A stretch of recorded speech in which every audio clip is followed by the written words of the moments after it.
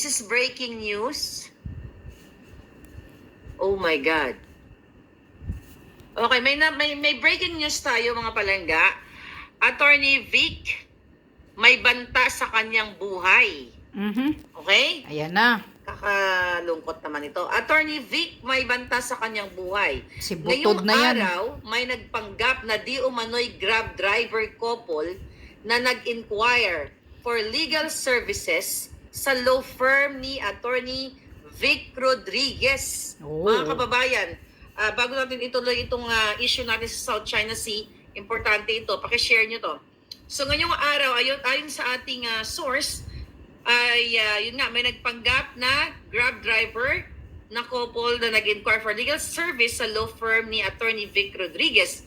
Ang sabi sa lobby guard ay expected sila sa opisina. So naiwan ang babae sa lobby. Pag-akyat sa opisina ng lalaki ay wala siyang appointment at nagsabing walk-in at mag-inquire ng marital legal services. So, iniwan yung kanyang nagpapanggap na kasamang wife siguro. Paano ba? Iniwan ang babae sa lobby, okay? Ang sabi dito, yung lawyer na nag-asikaso dito sa sa lalaking ito, sabi daw, the lawyer who attended to this guy finds it odd na may walk-in dahil ito ay, very unlikely sa office nila dahil hindi ganon yung pag may pumupuntang mga kliyente. Okay? So nag-inquire kunwari at nagtanong nasaan si Attorney Vic. At ang sagot ng lawyer doon sa kanyang law firm, matagal na hindi napupunta dito. Mga 2 years na. So ang sagot daw nitong lalaki, saan nag-o-office? Wala ba siyang satellite office? So ayon sa ating source, nakatunog ang lawyer and right away, terminate ang consultation. So habang nasa taas ang lalaki, ang babae naman nasa lobby ay sinosurvey ang lugar from ground floor to 5th floor. Oh Wow. my God. Wala na ibang gagawa nito mga kababayan kundi ang gobyernong bangag. Of course, Right? sino pa? So, nakuhaan naman ng teka muna. I don't know kung pwede Magpa-blatter natin na i-post si to, Attorney pero mukhang Vic. hindi. Okay. Wait a minute. Ayun, so may mga record na nag-log in sila sa guard. Teka, we'll see if we're allowed to Pero yung login nilang pangalan, hindi ko na maybe siguro yung pangalan. it's not the real Okay. name. So may mga ebidensya tayong nakuha but so far hindi natin pwedeng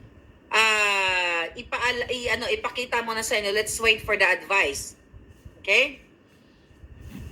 Baka yung pangalan na Oh my nakalagin doon sa baba, hindi pangalan nilang totoo yun. Syempre naman, may balak Okay, yan. but anyway, so far ay safe si Attorney Vic. At the moment sa ating pag-uusap Ay, thanks ay God. safe siya. Gusto lang niyang ipaalam na mayroon na namang masasamang elemento. Alam niyo na kung sino ang masamang elemento. Sino ba magtatangka ng buhay namin? Like ako, may death threat. Diba?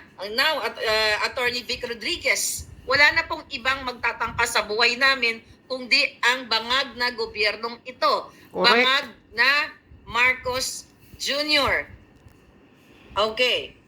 Anyway, mga palangga, so pwede pala natin banggitin yung pangalan ng mga allegedly, okay? Kasi wala pang investigation, based dun sa kanilang ipinakitang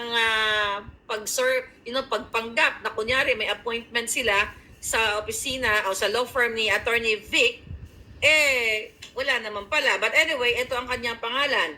Spencer, what's the name? Alcaraz. Okay?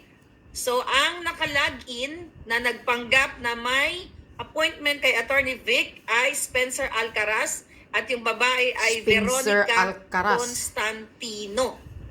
Constantino, mga kababayan. Constantino, Okay? parang sounds familiar.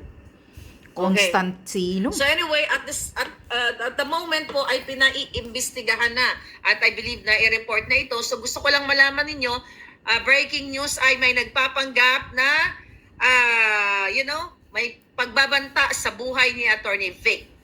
Sa tagal-tagal nating napapanood si Attorney Vic nung panahon ni Marcos Jr., wala naman tayong, nung tinutulungan niya si Marcos Jr. as a former spokesperson, wala naman tayong narinig na may Kaya kalaban siya or what. Pero this time, di ba, wala rin naman siya kalaban. Nagvo-voice out lang naman tayo, nagvo-voice out kami. Like ako, wala naman akong kalaban. Correct. Diba? Wala akong kaaway na kaibigan or kung sino Ayaw nga nila malaman Meron ng taong akong death bayan. threat. Tatlo pa nga eh. And na-report ko dito sa FBI. And now, our fighter, our maisog Attorney Vic Rodriguez, pare-pareho na kami ngayon kainatnanan. At sino nasa likod nito? O di ang bangag na gobyernong yan.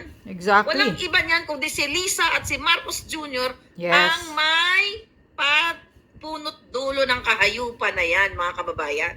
Malay Nakakagalit natin. lang. Actually, nakakagalit kasi yung report natin ngayon. Pero mas nakakagalit ito dahil kailangan ninyong malaman na lahat tayo pinagbabantaan na. So, papayag na lang ba kayo? Correct. Again, mga men and women in uniform na now, kanina sinasabi ko na naputulan ng daliri, tapos meron 8. Okay, ito muna ako. Ayan. Mag-iingat ka na, Attorney Vic. Dahil, alam mo na kung sino ang kalaban mo. Sa totoo lang, hindi naman si Attorney Vic nagsasalita ng masama against kay Marcos Jr. Ang sinasabi niya lang naman doon ay puro katotohanan na nasa batas, nasa institusyon, nasa constitution pala. Nasa constitution yung mga pinagsasabi lahat ni Attorney Vic. Hindi naman siya gumagawa ng mga kwento-kwento. Yung lahat na pinagsasabi niya sa Maisog Rally, lahat naman yan nasa constitution. Hindi naman siya gumagawa ng mga kwento-kwento. O bakit siya pinagbabantaan ngayon? Sino pa ang galit sa kanya? Wala nang iba kundi itong gobyernong bangag na to. Kaya dapat talaga yan magpa-blotter na si Attorney Vic. Isabay niya na pati pangalan ni Lisa Butod, ni Tambaloslos. Siyempre, sino pa? 'Di ba? Tinitira naman ni Attorney Vic yung korupsyon sa Congress. About doon sa 800 billion na unprogrammed funds. Kung saan napunta yung 800 billion na unprogrammed funds, na walang liquidation, kundi certification lang, perma lang. Tingnan nyo, ang laking pera, 800 billion. Kaya ganyan, diyan naghihirap ang taong bayan ng mga Pilipino dahil diyan sa mga unprogrammed funds nila. Na kunyari unprogrammed funds, sabi pa ni Attorney Gling Chong, yung budget na nakalaan, i-transfer doon sa unprogrammed funds. Diyan sila makapagbulsa, makapagnakaw.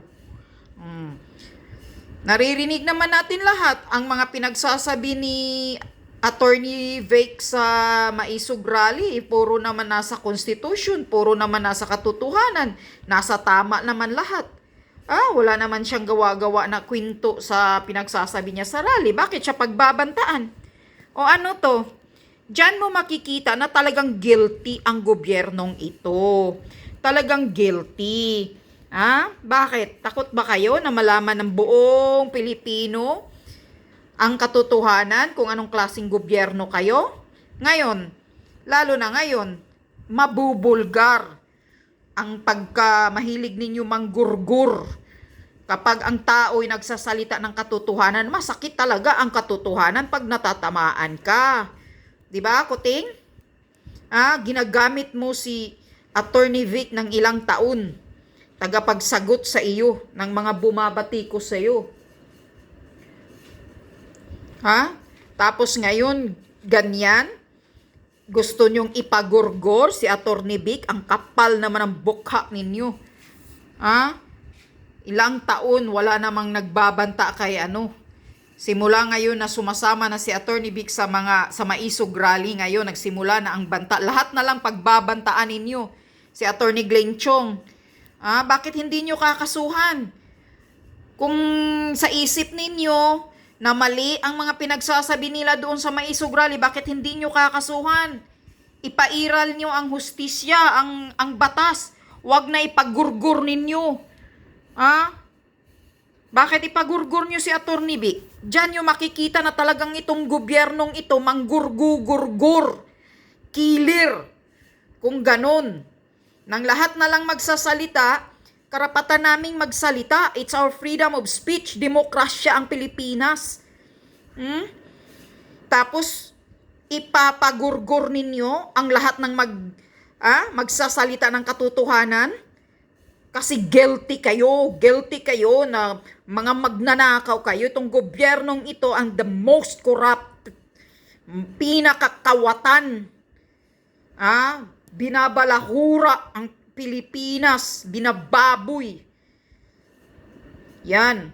Babantaan nyo si Atty. Vic?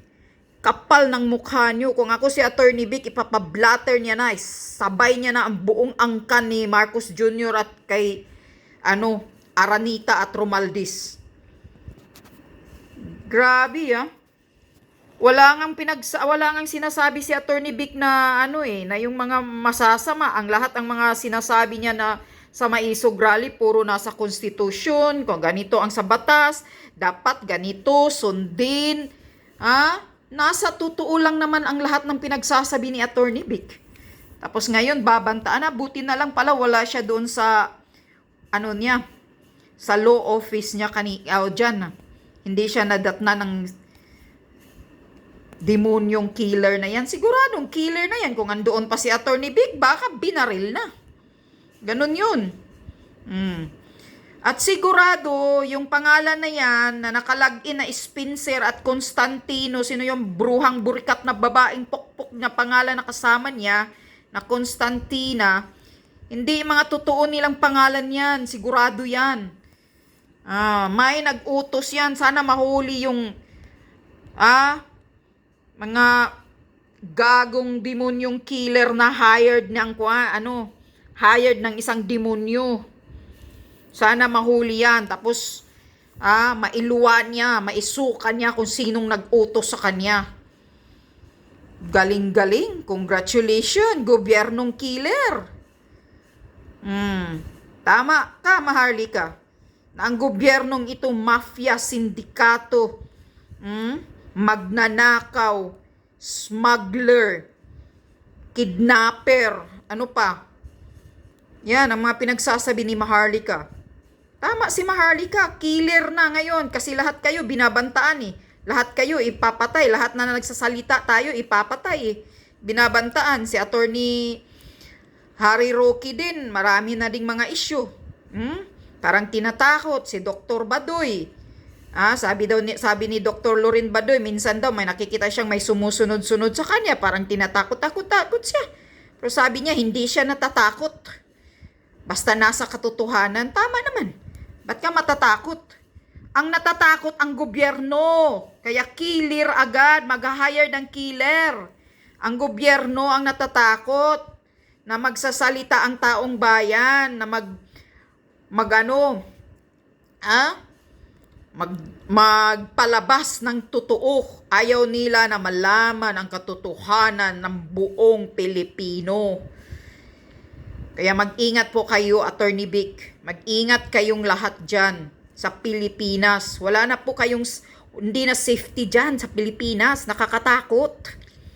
Kung hindi lang drug addict yung nagpalaboy-laboy sa kalsada, mga snatcher, hold-upper, kidnapper, ang daming kidnapper, yung bago-bago lang huling-huli, yung kinikidnap na may isang Malaysian, at 3 Chinese at isang Malaysian.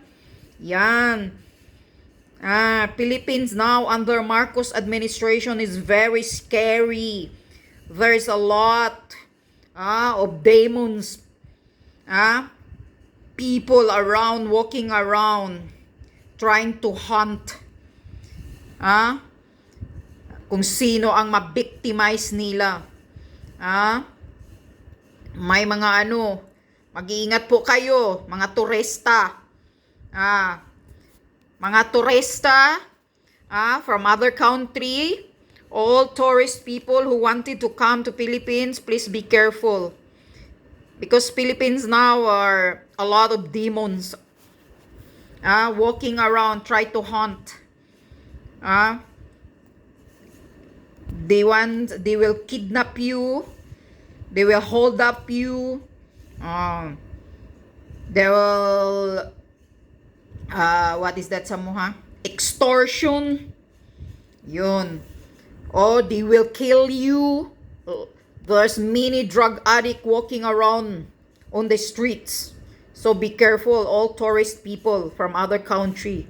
Philippines now are many drug addicts walking around, and be careful. Nakakatakot ang Pilipinas na ngayon. Wala na pong safety. Wala na pong safety ang Pilipinas, kaya mag-iingat kayo. Ang daming drug addict at saka may mga ibang salot pa na mga kakutsaba ng mga ibang pulis dyan.